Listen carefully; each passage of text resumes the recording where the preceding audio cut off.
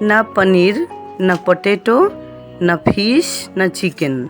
আজ এমন একটা রেসিপি তোমাদের সামনে শেয়ার করব যা সবার ধারণার বাইরে। হ্যাঁ বন্ধুরা, আজ আমি তোমাদের সঙ্গে শেয়ার করছি ফেলে দেওয়া কাঁঠাল বীজের দুর্দান্ত স্বাদের একটা কাটলেট রেসিপি। নমস্কার বন্ধুরা, আমার আরেকটা নতুন এপিসোডে তোমাদের সবাইকে স্বাগত জানিয়ে তাহলে শুরু করছি আজকের রেসিপি।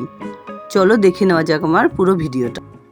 রেসিপিটা বানানোর জন্য আমি এখানে 20 থেকে 25টা কাঁঠালের বীজ নিয়েছি। এবার এই বীজগুলো থেকে খোসাগুলোকে এইভাবে ছাড়িয়ে নিচ্ছি। তোমরা তোমাদের ইচ্ছে মতো খোসা ছাড়িয়ে নিও। ছাড়িয়ে নেবার পর এর থেকে উপরের লাল আস্তরণটাও ফেলে দেব। সমস্ত বীজগুলো থেকে খোসা ছাড়িয়ে নেওয়া হয়ে গেছে। এবার গ্যাস অন করে একটা প্যানে কিছুটা পরিমাণ জল দিয়ে বীজগুলোকে আমি এতে দিয়ে দিচ্ছি। এবার এগুলোকে সেদ্ধ করে নেব। পুরোপুরি সেদ্ধ হয়ে যাবার পর সমস্ত বীজগুলোকে নামিয়ে নিয়ে কিছুক্ষণ ঠান্ডা করে এইভাবে চটকে নিচ্ছি। শুনতে মনে হচ্ছে কাঁঠাল বীজের কাটলেট, কিন্তু বানিয়ে নেবার পর দারুণ খেতে হয় এই রেসিপিটা। সমস্ত বীজগুলোকে আমার চটকে নেওয়া হয়ে গেছে। এবার গ্যাস অন করে দিয়ে দিচ্ছি 2 টেবিল স্পুন সাদা তেল। তেলটাকে বেশ কিছুক্ষণ গরম করে 1 চিমটি সাদা জিরে আমি এতে দিয়ে দিচ্ছি। আর সঙ্গে 1 টেবিল স্পুন রসুন কুচি, 1/2 টেবিল স্পুন আদা কুচি। হালকা কিছুক্ষণ নাড়াচাড়া করে আমি একটা বড় সাইজের পেঁয়াজ খুব মিহি করে চপ করে নিয়েছিলাম, সেটা এতে মিশিয়ে দিচ্ছি। একটু নাড়াচাড়া করে আমি এতে মিশিয়ে দিচ্ছি 2 টেবিল স্পুন বিট কুচি, 2 টেবিল স্পুন গাজর কুচি। এবারে দিয়ে দিচ্ছি স্বাদ মতো লঙ্কা কুচি আর 2 টেবিল স্পুন ধনেপাতা কুচি। সমস্ত কিছু একসঙ্গে মিশিয়ে হালকা কিছুক্ষণ ভেজে নেবার পর এতে দিয়ে দিচ্ছি পরিমাণ মতো নুন, 1 টিস্পুন চাট মশলা গুঁড়ো আর 1/2 টিস্পুন গরম মশলা গুঁড়ো। সমস্ত মশলাগুলো আবারও কিছুক্ষণ ভেজে নেবার পর এতে আমি মিশিয়ে দিচ্ছি রেডি করে নেওয়া কাঁঠাল বীজ মাখা। এবারে এই বীজ মাখাটা সমস্ত মশলার সঙ্গে খুব ভালোভাবে কষিয়ে নিচ্ছি। শুকনো শুকনো একটা ভাব তৈরি হয়ে এলে নামিয়ে নিচ্ছি। নামিয়ে কিছুক্ষণ ঠান্ডা করে নেব।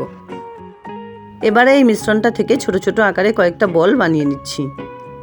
তারপর হাতের সাহায্যে এইভাবে কাটলেটের আকারে গড়ে নেব। তোমরা তোমাদের ইচ্ছে মতো শেপ বানিয়ে নিতে পারো। সমস্ত কাটলেটগুলো আমার রেডি করে নেওয়া হয়ে গেছে। এবারে একটা বলে আমি ঢেলে নিচ্ছি 1/2 কাপ পরিমাণ ময়দা, সঙ্গে 1/4 টিস্পুন নুন। এবারে কিছুটা পরিমাণ জল এতে মিক্স করে একটা ব্যাটার বানিয়ে নিচ্ছি। খুব একটা ঘন বানাবার দরকার নেই, একটু পাতলা করেই ব্যাটারটাকে বানাতে হবে। তার কারণ হলো এই ব্যাটারটাতে ডুবিয়ে কাটলেটগুলো আমি আবার ব্রেড ক্রাম্বসে মাখিয়ে নেব। ব্যাটারটা পাশেই রেখে আমি এখানে একটা বলে কিছুটা পরিমাণ ব্রেড ক্রাম্বস নিয়েছি। এক একটা কাটলেট এইভাবে তুলে ব্যাটারে ডিপ করে ব্রেড ক্রাম্বসে ভালোভাবে মাখিয়ে নেব। একবার ডিপ করে মাখিয়ে নেবার পর চাইলে তোমরা আরেকবার এই প্রসেসটা করে নিতে পারো। এই রেসিপিটা বানানোর জন্য আমি কিন্তু কোনো রকম আলু এখানে ব্যবহার করিনি। চাইলে ডায়াবেটিস বা সুগারের পেশেন্টরা অনায়াসে এটা খেতে পারে। আমার এই রেসিপিটা ফলো করে তোমরাও একবার এরকম ঘরে বানিয়ে দেখো, দারুণ স্বাদের খেতে হয় এই রেসিপিটাও। সমস্ত কাটলেটগুলো আমার বানিয়ে নেওয়া হয়ে গেছে। গ্যাস অন করে কিছুটা পরিমাণ সাদা তেল আমি গরম করে নিয়েছি। তেলটাকে গরম করে নেবার পর মিডিয়াম ফ্লেমে আমি কাটলেটগুলোকে ভেজে নিচ্ছি।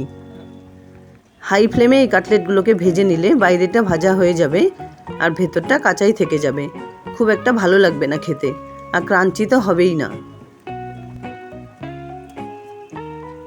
2-3 বারে উল্টে পাল্টে কাটলেটগুলোকে আমি ভেজে নিচ্ছি। গোল্ডেন ব্রাউন কালার করে ভেজে নেওয়া হয়ে গেছে। এবার আমি এগুলোকে তুলে নিচ্ছি। ঠিক একই প্রসেসে বাকি কাটলেটগুলোকেও আমি ভেজে নেব। কিছুক্ষণ পর একটা কাটলেট তুলে আমি তোমাদের দেখিয়ে দিচ্ছি কতটা ক্রাঞ্চি হয় আর ভেতর থেকেও খুব সফট হয়। দুর্দান্ত স্বাদের কাঁঠাল বীজের কাটলেট রেসিপি আমার এখানে রেডি অ্যান্ড সার্ভড। আমি এখানে টমেটো কেচাপের সঙ্গে সার্ভ করেছি। চাইলে তোমরা চা বা কফির সঙ্গেও সার্ভ করতে পারো। আশা করি বন্ধুরা আমার এই রেসিপিটা তোমাদের ভালো লেগেছে। যদি ভালো লাগে তাহলে ভিডিওটাকে একটা লাইক করো, শেয়ার করো বন্ধুদের সঙ্গে। আর আমার চ্যানেলে নতুন বন্ধু হয়ে থাকলে সেই সব নতুন বন্ধুদের উদ্দেশ্যে বলছি যে চ্যানেলটাকে সাবস্ক্রাইব করে পাশে থাকা বেল আইকনটা অলে করে দিও, যাতে আমার রেসিপির সমস্ত নিউ আপডেট সবার আগে তোমাদের কাছে পৌঁছে যায়। দেখা হচ্ছে নতুন কোনো ভিডিও নিয়ে। ভালো থেকো, ধন্যবাদ।